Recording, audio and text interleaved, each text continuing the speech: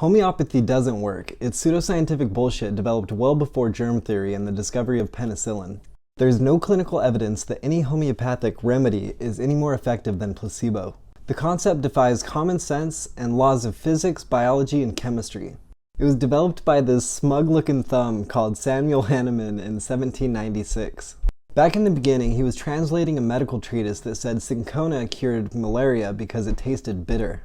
Old Sam was skeptical of the paper, thinking that it for sure wasn't the bitterness that killed the malaria. Nowadays, we know that they were both wrong. It's a chemical compound in cinchona called quinine that kills the parasite that causes malaria. Anyway, Sammy decided to eat a bunch of cinchona bark to see what would happen. Well, he got poisoned, and the effects he thought similar to actual malaria. So he had this idea that like cures like, and all effective drugs produce similar symptoms to the disease they cure. That's why homeopathy comes from the Greek words homoios, meaning similar, and pathos, meaning suffering.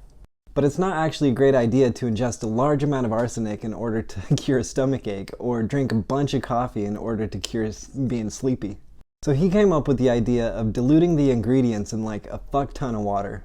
The delusionary idea is that the more diluted the substance is, the more potent the effect is. Generally, they go through a process called serial dilution, where they take a drop of the suffering-causing substance and drop it in a vial of water.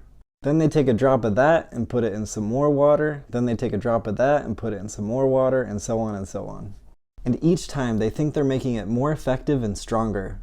Each step of dilution reduces the amount of ingredient in the substance logarithmically. So by the time you get to what's called a 6C solution by homeopaths and is doing that process 6 times, it's the equivalent of 1 milliliter of substance in 250 million gallons, so 250 of those pools. Thumbo thought a 30C solution was what you should shoot for. That would be like a single atom of substance in the mass of 10 suns.